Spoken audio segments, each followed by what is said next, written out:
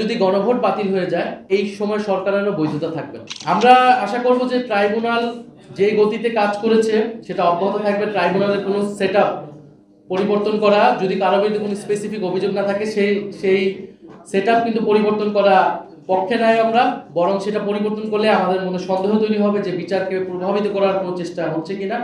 বরং ট্রাইব্যুনালের সক্ষমতা কিভাবে বাড়ানো যায়, এবং কারণ আমরা দেখছি বিভিন্ন নিম্ন আদালত থেকে কিন্তু ফ্যাসিস্ট এবং হত্যা মামলার আসামি তাদেরকে জামিন দেওয়া হচ্ছে। আবার আপনারা জানেন যে ভুয়া মামলাও হয়েছিল প্রচুর। এই ভুয়া মামলা কিন্তু এখন যারা সরকারি দল অর্থাৎ বিএনপি নেতাকর্মীরাই করেছে। ফলে এই পুরো বিষয়টাই কিন্তু আসলে একটা সুরাহা লাগবে, এবং এই বিচার এবং সংস্কার এটা কিন্তু আসলে সরকার দল বা বিরোধী দলের বিষয় না, এটা জাতীয় ঐক্যমত্যের ভিত্তিতেই এইটা নিশ্চিত করতে হবে। ফলে আমরা বিচার সংস্কার এবং এই দুর্নীতি প্রশ্নে আমরা কিন্তু বিন্দু পরিমাণ ছাড় দিব না।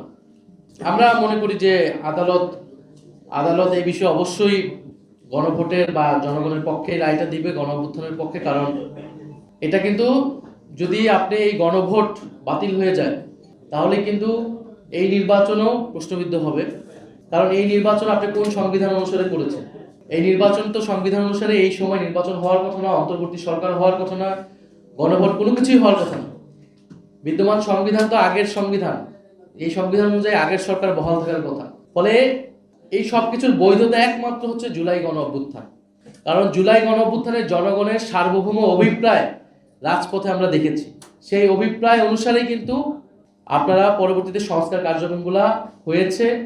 গণভোটের আদেশ রাষ্ট্রপতি কর্তৃক দেওয়া হয়েছে এবং সেই আদেশ অনুসারেই গণভোট এবং এই নির্বাচন হয়েছে। ফলে যদি গণভোট বাতিল হয়ে যায় ফলে এই সময় সরকারেরও বৈধতা থাকবে না।